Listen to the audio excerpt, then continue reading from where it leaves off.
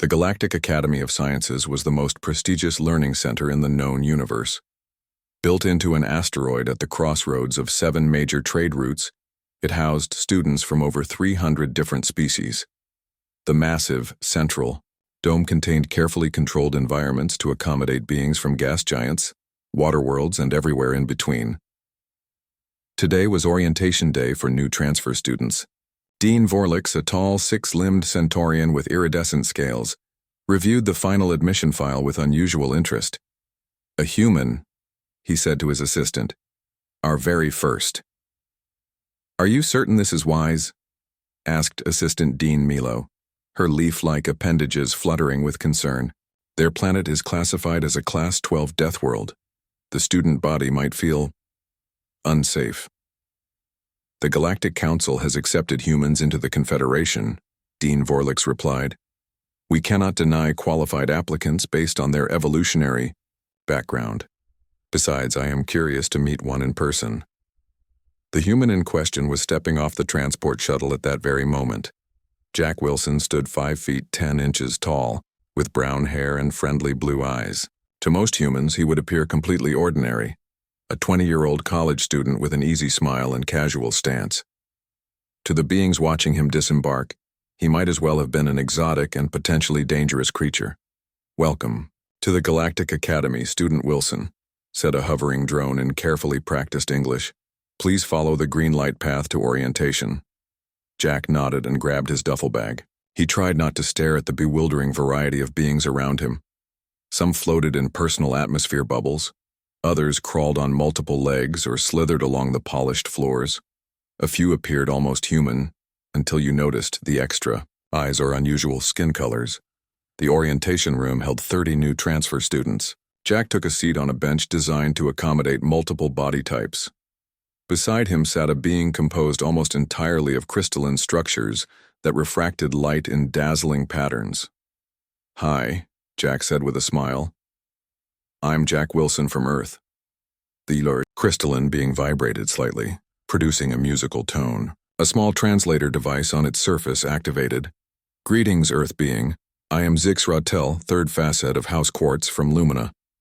Are you truly from a Class 12 world? I had thought such planets uninhabitable." "We manage okay," Jack said, with a shrug. "Earth has its challenges, but it's home."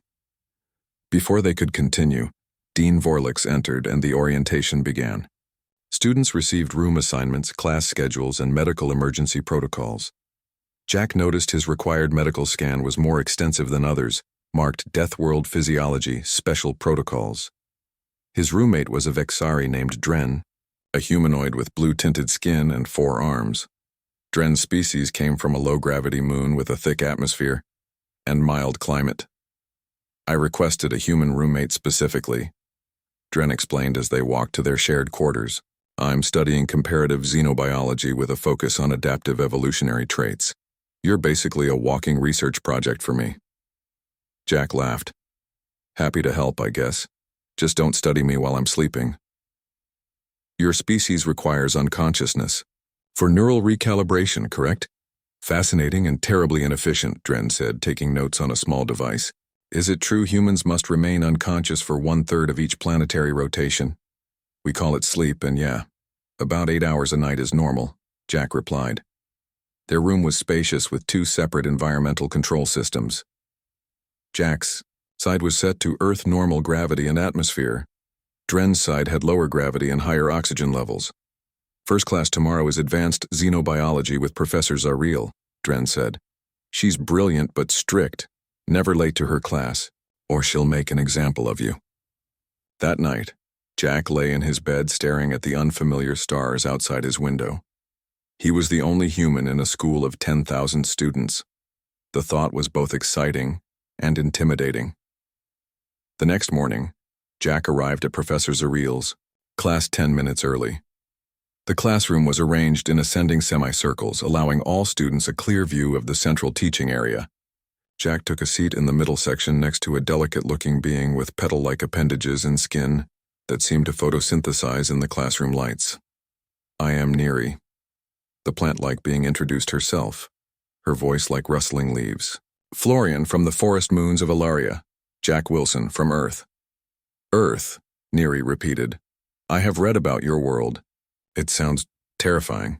Is it true your planet experiences extreme temperature variations? Depends on where you live, Jack explained. My hometown in Oklahoma can go from freezing to blistering hot in the same week sometimes. Neri's petals drew closer to her central stem, a sign of distress Jack would later learn. How do you survive such changes, she asked. Before Jack could answer, Professor Zariel entered the room. She was Medusan, with tendrils instead of hair and 4 eyes that independently scanned the classroom. Welcome to Advanced Xenobiology, she announced. This course explores how different evolutionary pressures create distinct adaptations across species. Her eyes fell on Jack. I see we have our first human student. Perfect timing for our unit on extreme environmental adaptations. The class turned to stare at Jack, who felt his face grow warm. Student Wilson, Professor Zariel continued. Perhaps you could assist us. Your species evolved on a world with significant gravity, atmospheric pressure, temperature extremes, high levels of solar radiation, aggressive microorganisms, and numerous predator species. Yet you appear to be functioning adequately. Would you mind serving as a living example for today's discussion? Jack stood somewhat awkwardly. Happy to help, Professor. Excellent. Class, observe the human's dense musculature and skeletal structure. Adaptations to high gravity. Note the efficient cooling system via perspiration glands. The human digestive system can process a wider variety of potentially toxic substances than most sentient species. She pointed to a display screen showing human biological systems. Most remarkably, humans possess an aggressive internal defense system that attacks foreign organisms, along with remarkable tissue regeneration capabilities. Jack had never thought of himself as remarkable before. He was just a regular guy from Oklahoma who happened to be good at science. Is it true, asked a gelatinous student near the front, that humans regularly consume neurotoxins for pleasure? Jack blinked. I'm not sure what you mean. I believe the student is referring to caffeine and alcohol, Professor Zariel clarified. Oh, Jack laughed. Yeah, I guess we do. Coffee keeps us alert and beer is social. They're not really dangerous in normal amounts. The class murmured in astonishment. What about predators? Asked another student. Earth has numerous large carnivores, correct?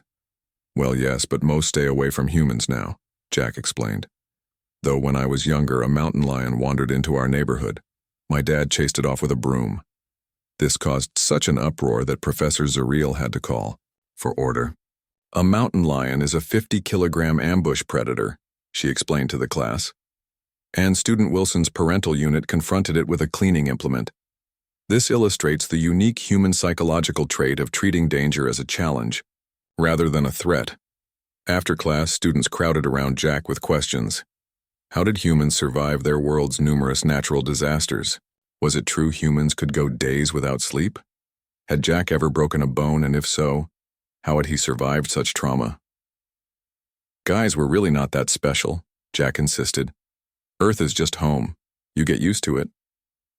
That evening in the cafeteria, Jack sat with Neri, Dren, and Zix Rattel. They watched in fascination as he added hot sauce to his synthesized Earth food. That contains capsaicin, Dren pointed out. A plant defense compound designed to cause pain. Adds flavor, Jack said, between bites.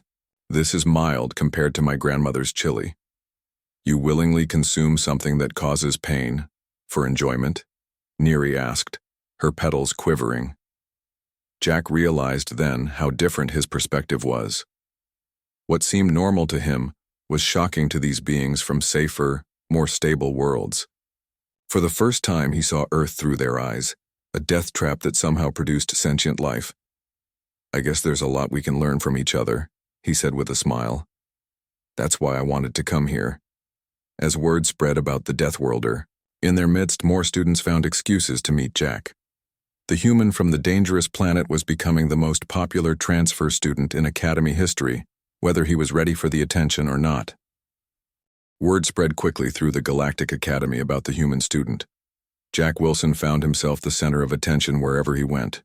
Students from all species approached him with questions about Earth and human biology. Some approached with caution, while others showed bold curiosity. During his second week, Jack sat in the library working on an assignment when Kel, a shadow-like nocturne from a tidally locked planet, drifted over to his table. Nocturnes lived on the dark side of their world, never experiencing direct sunlight. "Is it true?" Kel asked, voice coming from somewhere within the dark mist of his form, "that humans deliberately expose themselves to stellar radiation?" Jack looked up from his tablet. "You mean sunbathing?" "Yeah. Some humans like to lie out in the sun to get a tan." "A tan?" Kel's form rippled with confusion. "It darkens our skin. Some people think it looks attractive," Jack explained. "You find radiation burns attractive?" The Nocturne's voice modulator conveyed both horror and fascination. "It's not exactly a burn if done properly," Jack said. "Our skin produces melanin for protection. Though yeah, some people do overdo it and get sunburned." "And this is done voluntarily? For appearance?" Jack nodded, suddenly seeing how strange the practice might seem to a being who lived in permanent darkness. Later that day, in physical education class, the differences between Jack and his classmates became even more apparent. The Academy's gym featured variable gravity settings to accommodate all species.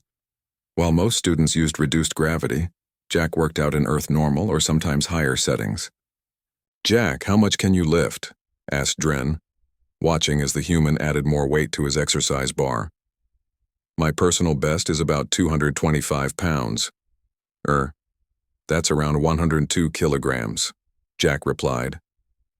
Several students stopped to watch as Jack positioned himself under the bar and lifted it smoothly.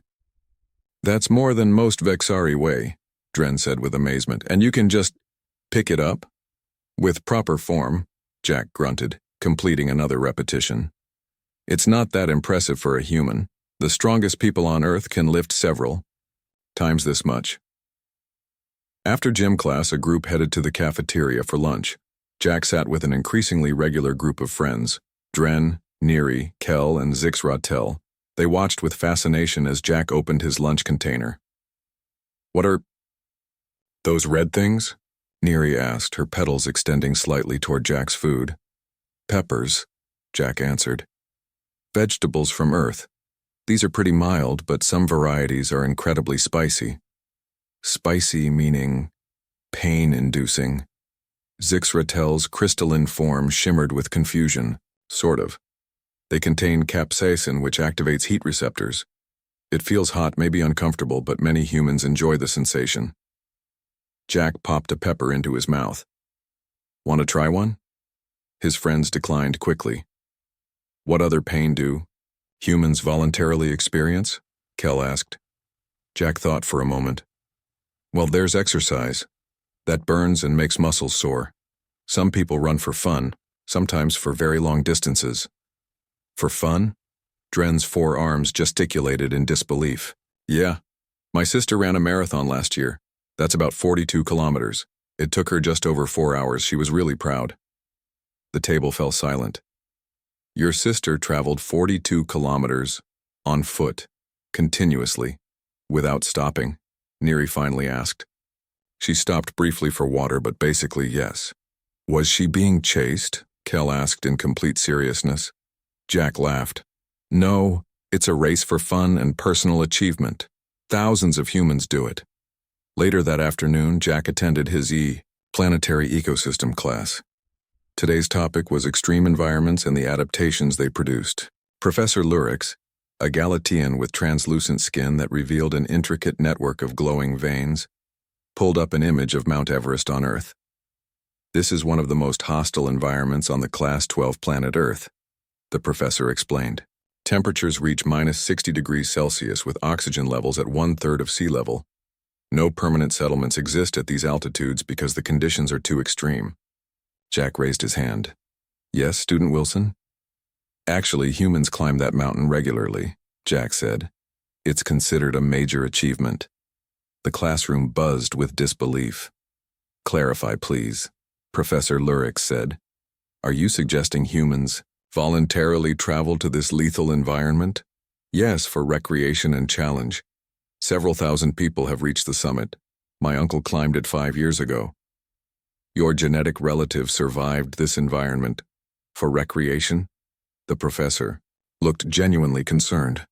Were special protective technologies involved? Oxygen tanks and cold weather gear, but nothing too advanced. The real dangers are avalanches, crevasses, and something called altitude sickness. And yet they go anyway, Professor Lurix mused. Fascinating. This confirms research suggesting humans receive neurochemical rewards from risk-taking behaviors. After class, a blue-skinned Aquarian named Gil approached Jack. Aquarians evolved in ocean environments similar to Earth's, but with much calmer conditions. I heard you saying humans swim in your oceans, Gil said. Is that common? Our research indicates Earth oceans contain numerous dangerous creatures and unpredictable current patterns. Pretty common, especially near beaches, Jack confirmed. Though we do have safety measures like lifeguards watching for dangerous conditions. But your oceans have sharks, and poisonous jellyfish, and something called rip currents that drag swimmers away from shore. Gil's gills fluttered with agitation. Well, shark attacks are actually very rare, Jack explained. You're more likely to be killed by a vending machine than a shark. A vending machine? Gil looked confused. It's a box that dispenses food and drinks. Sometimes they tip over if people shake them too hard, Jack said. Your food dispensers kill people, and you worry more about them than aquatic predators? Gil's translator seemed to struggle with conveying his level of disbelief. The Academy's weekend arrived, and Jack was invited to join a small group in the recreation dome. The massive space contained carefully designed environments mimicking various homeworlds. Jack found his friends in the forest section, which reminded him of Earth's woodlands but with strangely colored vegetation. We planned an activity you might enjoy, Dren announced. Neri suggested a walk through the artificial forest. Sounds nice, Jack said, missing Earth's natural environments. They set out on the winding path. The forest was beautiful, with glowing plants and small artificial creatures that scurried away as they approached. Jack realized his friends were watching him closely. Is something wrong? He asked. We were told humans enjoy walking through predator-filled forests with dangerous terrain as recreation, Zixratel explained. We are attempting to provide a comparable experience while observing your reaction. Jack laughed. Hiking is about enjoying nature, not seeking danger. Though I guess some people do like the challenge of rougher trails. But your forests contain bears and wolves and venomous snakes, Neri said. Yet humans enter them willingly? We usually make noise to warn animals we're coming. Most predators avoid humans, Jack explained, and we stay on marked trails to avoid getting lost. Lost in a forest for hours or days, Kel's shadowy form shuddered. A nightmare scenario for most species. Actually, some humans deliberately practice survival skills by camping in the wilderness with minimal supplies, Jack added. Jack's friends exchanged glances. Humans are more resilient than we thought, Dren concluded, making notes on his device. That evening in their room, Dren continued his questioning about Earth. Jack, do humans really sleep horizontally and unconscious? Doesn't that make you vulnerable to predators? We evolved to be light sleepers, Jack explained. Unusual sounds wake us quickly. Plus, we usually sleep in protected spaces. And you dream? Your brain creates hallucinations while unconscious? Yeah, dreams can be strange, Jack agreed. Sometimes wonderful, sometimes terrifying. Fascinating, Dren said, recording Jack's answers. Your species evolved on a planet that tries to kill you in countless ways, yet you not only survived but came to seek out challenges and dangers. From an evolutionary perspective, humans are remarkable. Jack had never thought about himself or other humans as remarkable before. On Earth, he was just an ordinary student. Here, his basic existence amazed his classmates. The thought made him smile as he drifted off to sleep, wondering what other everyday human behaviors would shock his new friends tomorrow. The third week at the Galactic Academy brought a new challenge for Jack.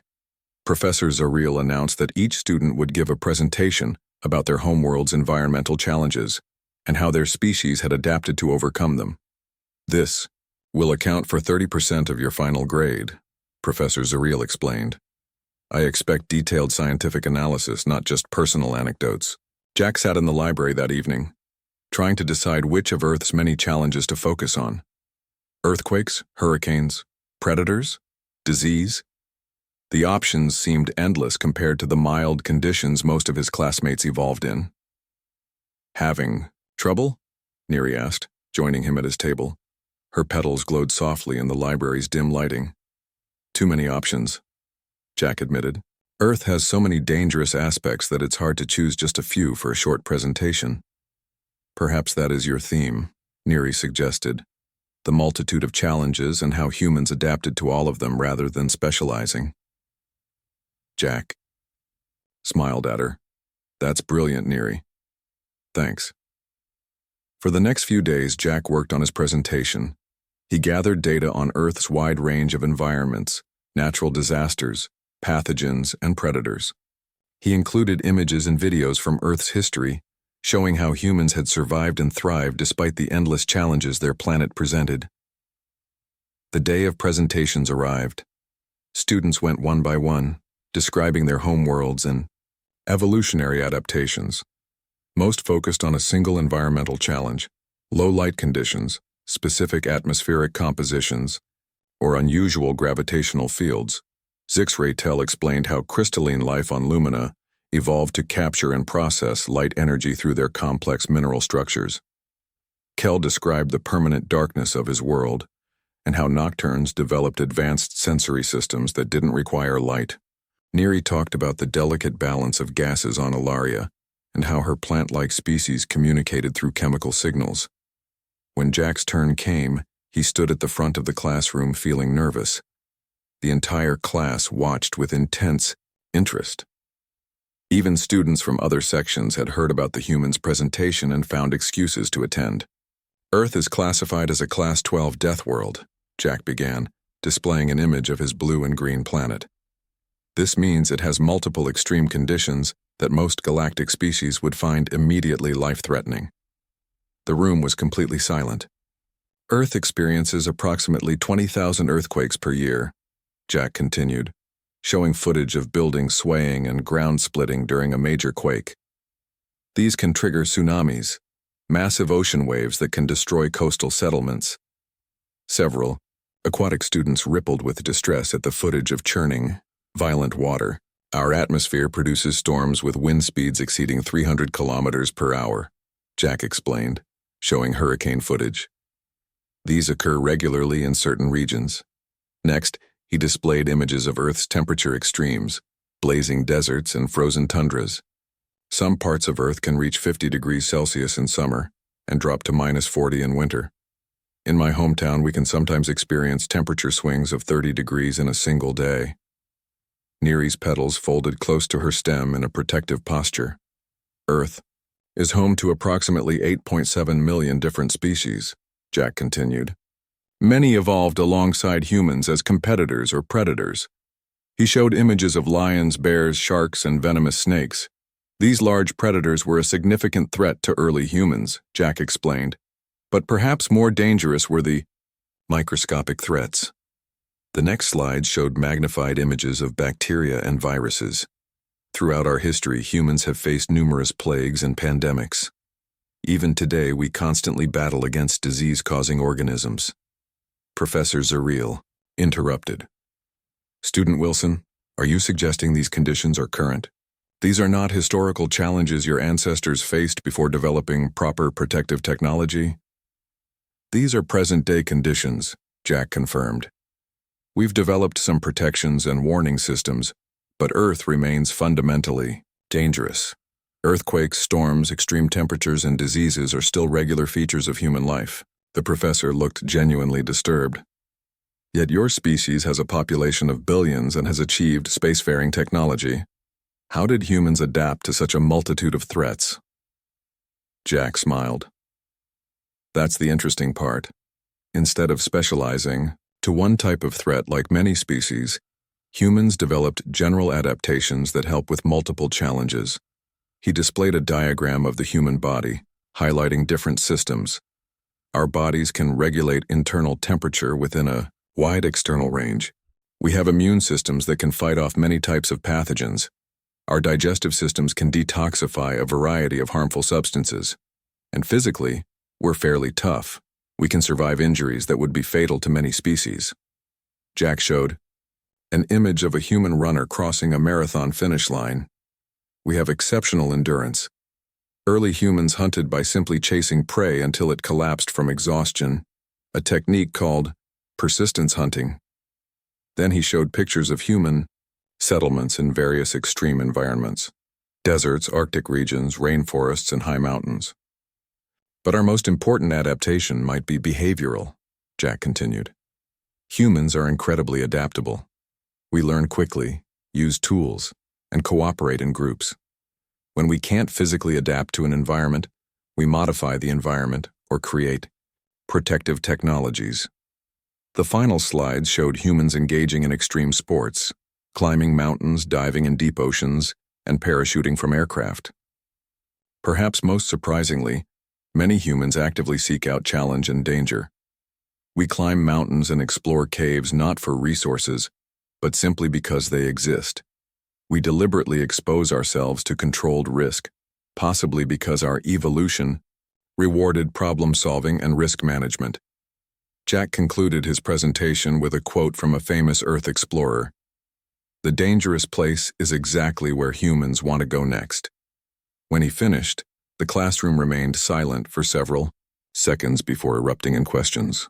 Humans climb frozen mountains for no practical reason? Your species deliberately jumps from high places with fabric devices to slow your fall? You chase predators away from your dwellings with simple tools? Your children practice falling down mountains on boards attached to their feet? Jack answered as best he could, explaining skiing, skydiving, and other human activities that now seemed strange even to him when viewed through alien perspectives. Professor Zariel finally restored order to the classroom. "Thank you, Student Wilson, for this enlightening presentation. I believe we all have a new appreciation for the unique evolutionary path humans have taken." After class, Jack found himself surrounded by students asking more questions. Many, who had previously kept their distance from the dangerous Deathworlder, now approached with fascination rather than fear. "Is it true humans engage in competitive activities that risk injury?" asked a Serpentine Drasky student. "We call them sports," Jack confirmed. "They help us develop physical skills and teamwork." "But you could be hurt," the Drasky insisted. "That's part of the challenge," Jack explained. "Overcoming the risk of failure or injury makes success more meaningful." That evening, Jack received a message from Professor Zariel requesting a meeting the following day. He wondered if his presentation had somehow violated academy protocols. Had he frightened his classmates too much? In his room, Dren was waiting with even more questions. "Jack, my research group is fascinated by your presentation. We have a theory that human neural systems must process fear differently than other species. Would you consent to non-invasive brain scans while viewing images of various threats?" Jack laughed. "Sure. Why not? I'm already a walking science experiment around here." As he prepared for bed, Jack realized how much his perspective had changed. He had never thought of Earth as particularly dangerous before. Now, seeing it through alien eyes, he had a new appreciation for his homeworld and the species it had produced. Jack arrived at Professor Zariel's office the next morning, still wondering why she had called him for a meeting. The professor's office was filled with biological specimens from across the galaxy, each preserved in clear containers with detailed labels. "Student Wilson, thank you for coming," Professor Zariel said as her four eyes focused on him. "Your presentation yesterday has caused quite a stir among both students and faculty." "I hope I didn't cause any problems," Jack said. "On the contrary," the professor replied. "You've sparked valuable academic discussion. The Academy's Xenobiology department has requested permission to update our curriculum regarding human physiology and psychology. Your presentation revealed significant gaps in our understanding." Jack felt relief. "I'm glad it was helpful. Several professors, including myself, have proposed a research project. Professor Zareel continued. We wish to conduct a comprehensive study of human adaptations to extreme conditions. Would you be willing to participate in some non-invasive tests? Like what? Jack asked. Physical endurance assessments, stress response monitoring, cognitive tests under various environmental conditions. Nothing dangerous by human standards, she assured him. The data would significantly advance our understanding of Deathworld. Adaptations. Sure, Jack agreed. I'm happy to help. The next day, Jack received a new class schedule. In addition to his regular courses, he now had 3 weekly sessions in the Academy's research wing. Word of this special project spread quickly, further increasing Jack's campus fame. The Academy's meal hall had become a particularly interesting experience. Students from all species wanted to sit near Jack and observe his eating habits. His use of hot sauce had become legendary. I still don't understand, said Gil, the blue-skinned Aquarian, watching Jack bite into a spicy synthesized taco. You're deliberately consuming a substance that triggers pain receptors. It's a different kind of sensation, Jack tried to explain. Sort of like exercise. There's discomfort, but also pleasure. Humans find pleasure in pain? Asked a new voice. Jack turned to see a tall, insectoid student he hadn't met before. Not exactly, Jack said. It's more complicated than that. Some discomfort can be interesting or exciting. Like riding a roller coaster, it's scary but fun. What is a roller coaster? Several voices asked at once. Jack pulled up an image on his tablet showing a massive twisted track with small cars full of screaming, smiling humans. It's a ride that uses gravity to create sensations of falling and high speed, Jack explained. The cars drop from great heights and spin through loops and turns. And humans pay money to experience artificial falling. The insectoid's mandibles clicked in apparent disbelief. It's perfectly safe, Jack assured them. Well, mostly safe. That afternoon, Jack attended his first research session. Professor Zareel and several other faculty members had set up various testing equipment. They began with basic measurements: strength, reflexes, sensory perception. Remarkable muscle density, noted a Malosian professor as Jack easily lifted weights that would strain most Academy staff. Next came temperature tests. Jack sat comfortably in chambers ranging from 10 to 35 degrees Celsius, while the researchers monitored his vital signs.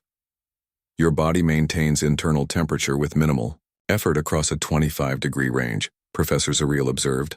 Most species require significant energy expenditure or technological assistance to handle half that variation. The most interesting tests involved Jack's reaction to perceived threats. The researchers showed him images and simulations of various dangerous situations while monitoring his neural activity. Fascinating, said Professor Lurix, studying the readings. When shown predators or environmental hazards, your threat assessment centers activate, but so do your problem-solving and strategic planning areas.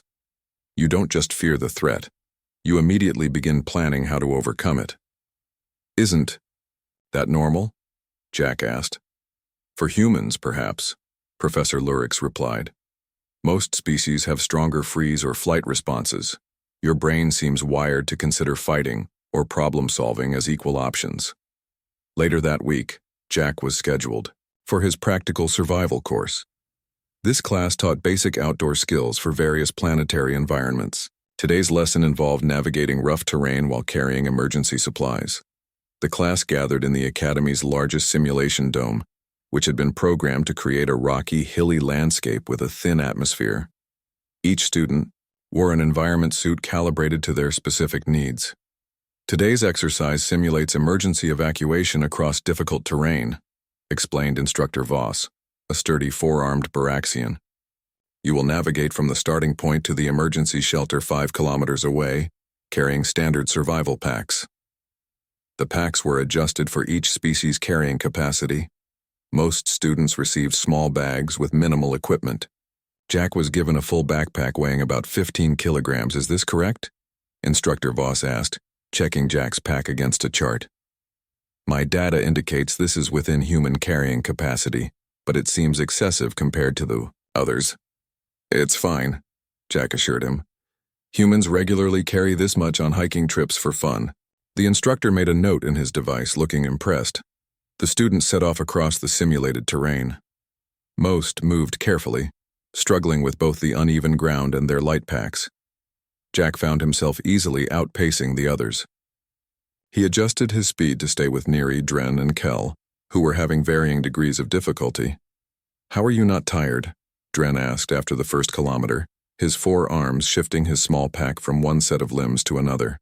"This is pretty easy terrain for a human," Jack explained. "And the pack isn't very heavy." Neri was struggling the most. Her delicate plant-like form wasn't built for rocky landscapes. When they reached a steep incline, she stopped at the bottom, her petals drooping with exhaustion. "I don't think I can climb that," she admitted. Without hesitation, Jack adjusted his pack and scooped Neri up with one arm, holding her carefully to avoid damaging her delicate appendages. "What are you doing?" she asked, her voice a startled rustle. "Helping a friend," Jack said simply. "Hold on to my shoulder." With Neri securely in one arm, Jack began climbing the incline. The added weight made the task more challenging, but still, well within his capabilities. The other students stopped to watch in amazement. "He's carrying her in his pack."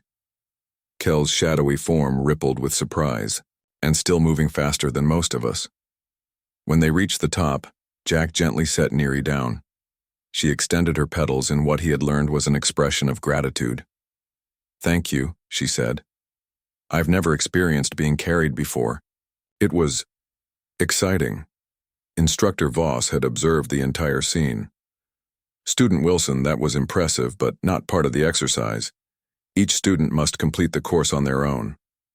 "On Earth, we never leave someone behind," Jack said firmly. "It's a core survival principle. Groups have better survival rates than individuals." The instructor considered this. "An interesting adaptation, different from our standard protocols, but I can see the evolutionary advantage in a high-threat environment." By the time they reached the emergency shelter, word had spread about Jack carrying Neri up the hill. Students were gathering to see the human who could carry both a full pack and another student without apparent difficulty. That evening, Jack received a message from Dean Vorlix requesting his presence at an important meeting the following day. He wondered what this could be about. First Professor Zariel's research project, and now the dean wanted to see him. In his room, Dren was full of questions as usual. "Jack, I observed your carrying capacity today. It was at least twice what our xenobiology textbooks indicate for human strength. Have you undergone enhancement?" "No," Jack laughed. "I'm just in good shape. I played sports back on Earth, football and track. Some humans are much stronger than me." Dren made notes on his tablet. "The Academy may need to update its entire database on human capabilities. We've clearly underestimated your species." As Jack prepared for bed, he thought about how differently he now saw himself. On Earth, he had been average, a decent student and athlete, but nothing special. Here, his ordinary human abilities made him exceptional. He wondered what the dean wanted to discuss tomorrow, and what new surprises his life at the Academy would bring. Jack arrived at Dean Vorlix's office precisely on time. The dean's quarters were more spacious than Professor Zariel's, with large windows overlooking the Academy grounds. Several important-looking aliens sat around a conference table, including Professor Zariel and other faculty members Jack recognized from his research sessions. "Student Wilson, thank you for coming," Dean Vorlix said, gesturing to an empty seat with one of his 6 limbs. "Please join us." Jack sat down, trying not to look nervous. "Am I in some kind of trouble?" he asked. Dean Vorlix made a rippling motion that Jack had learned was the Centaurian equivalent of a laugh. "Not at all," the dean assured him. "Quite the opposite. We've gathered to discuss an unprecedented opportunity. Your presence at the Academy has sparked significant interest in human adaptations and Earth's unique evolutionary environment." A tall, elegant being with silvery skin leaned forward. "I am Ambassador Thelix from the Galactic Education Council. We are proposing a new academic initiative focused on Deathworld studies, with Earth as the primary case study." Jack blinked, in surprise. "That sounds interesting. More specifically," Professor Zariel added, "we want to establish an exchange program. Selected Academy students would visit Earth under carefully controlled conditions to experience and study a Class 12 environment firsthand. In return, continued the ambassador, we hope more human students might join the Academy, bringing their unique perspectives and adaptations. Jack thought about his classmates trying to cope with Earth's conditions. Earth might be dangerous for many species here. Our gravity, atmospheric pressure, temperature variations. Precisely why we need careful planning and your input, Dean Vorlich said. You've lived most of your life on Earth. You understand both its dangers and how to mitigate them for visitors. Jack nodded slowly. I could help with that. Most parts of Earth are beautiful and would be safe with proper precautions. Excellent, said the ambassador. We've drafted preliminary plans for a pilot program next semester. A small group of volunteer students would visit Earth for 2 weeks, staying in controlled environments but experiencing some of its unique features. They spent the next hour discussing logistics, suitable locations on Earth, necessary medical precautions, emergency protocols, and cultural experiences that would be both safe and educational. As the meeting concluded, Dean Vorlich addressed Jack directly. There's one more matter. The Academy would like to offer you a position as student ambassador for Earth. You would help prepare the exchange participants and eventually accompany them to your homeworld. Jack felt a surge of pride. I'd be honored. Wonderful, the dean said. Professor Zariel will work with you on the details. The first preparatory session with volunteer students will be next week. As Jack left the meeting, his mind raced with the responsibility he'd just accepted. He would be representing not just himself, but all of humanity to these alien students. His contemplation was interrupted by a sudden blaring alarm. Red lights flashed along the corridors as a computerized voice announced, "Warning. Environmental system malfunction in Sector 7. All students proceed to designated safety zones." Sector 7 contained the Academy's quantum physics lab, where many of Jack's friends were having class right now. He changed direction, running toward the flashing lights rather than away from them. Security drones tried to block his path. Please, proceed to the nearest safety zone. This area is unsafe. My friends are in there, Jack said, dodging around the hovering machines. As he approached the lab, he could hear the chaos inside. The door was jammed partially open, and through the gap, he could see students struggling in what appeared to be wildly fluctuating gravity. A safety officer blocked his way. You cannot enter. The gravitational stabilizers have malfunctioned. Gravity is cycling between 3 times normal and 0 every few seconds. Jack watched through the gap as his classmates were alternately pinned to the floor or floating helplessly. He spotted Neri, Dren, and Kel huddled together in a corner, clearly in distress. I'm from Earth, Jack insisted. Our gravity is already higher than standard. I can handle it. The officer hesitated, then received a message on his communicator. Dean Vorlich has authorized your assistance, but be careful. Jack nodded and squeezed through the partially open door. Inside, he felt the immediate change as gravity increased, pressing him down. It was strong, perhaps 3 times Earth normal, but manageable. Then it suddenly reversed, and he began floating upward. He grabbed a bolted-down table as the gravity cycled again. Looking around, he saw about 20 students trapped in the room. Some species were handling it better than others, but all were at risk of injury. The manual override panel is on the far wall, called out Professor Lixan, the quantum physics teacher, but no one can reach it through these cycles. Jack studied the room. The override panel was 20 meters away with nothing stable to hold on to along the path. I can get there, he said. Jack watched the gravity cycles, timing them carefully. When the gravity increased, he pressed himself against the floor, using the force to brace himself. As it shifted to 0, he pushed off hard in the direction of the panel, using the weightless moment to propel himself forward. When gravity returned, he grabbed the nearest fixed object, a support beam, to stop his momentum. He repeated this process, timing each push with the 0 gravity phase and bracing during the high gravity phase. The other students watched in amazement as the human navigated the dangerous conditions with calculated precision. Even with his Earth adaptations, the strain was enormous.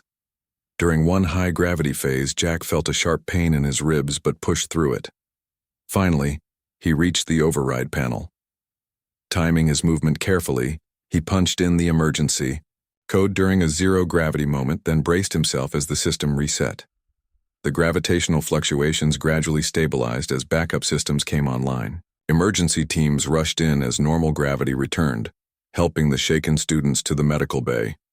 "You have 3 fractured ribs and a dislocated shoulder," the medical officer told Jack as he scanned him with a diagnostic device. "Why didn't you say you were injured?" Jack shrugged, then winced at the pain. "It didn't seem important at the time. Is everyone else okay?" "Minor injuries only. Thanks to your intervention," the officer replied, looking at Jack with new respect. Most species would have been completely incapacitated by those conditions. News of Jack's rescue spread quickly through the academy. By dinner time, the story had grown to near mythic proportions. Jack tried to downplay his actions, but the other students wouldn't hear of it. "You navigated lethal gravitational fluctuations and performed a complex override sequence while injured," Dren said with all 4 arms gesturing excitedly. "That is objectively impressive by any species standards. The way you timed your movements with the gravity cycles," added Kel, his shadowy form rippling with admiration. "It was like watching an evolutionary adaptation in real time." Neri gently extended a pedal to touch Jack's arm. "You risked yourself for us. My species has a term for beings who do that. We call them life-bearers. It is our highest honor." Jack felt himself blush. Anyone would have done the same. "That's just it," said Gil the Aquarian. "They wouldn't. Most species evolve to protect themselves first. Your Deathworld evolution created something different, a species that runs toward danger to help others." 2 days later, the Academy held a special assembly. Dean Vorlix announced the new Earth exchange program to the entire student body, with Jack sitting on stage alongside the faculty and visiting dignitaries. "Recent events have demonstrated that we have much to learn from our human colleagues," the dean said. "Their unique adaptations and problem-solving abilities offer valuable insights for all species." To Jack's surprise, over 50 students immediately volunteered for the Earth exchange program, far more than the 10 spots available. Later, Professor Zareel showed Jack the list of volunteers. "Your friends are all on the list," she noted, even though they witnessed the most dramatic examples of Earth's dangers. "Maybe because of that," Jack suggested. "They've seen both the challenges and how to overcome them." As Jack recovered in his room that evening, he reflected on how much had changed in just 1 month. He had arrived as a curiosity, the strange Deathworlder that everyone viewed with caution. Now he was helping build bridges between worlds. Dren entered with a tray of food, including Jack's favorite spicy dishes from the cafeteria. "I brought dinner," his roommate announced. "And news. I've been selected for the Earth exchange. You'll have to teach me all about your Oklahoma." Jack smiled. "I will. And I promise, once you get used to the gravity and weather, Earth has some amazing things to offer." "Like what?" Dren asked eagerly. Jack thought for a moment.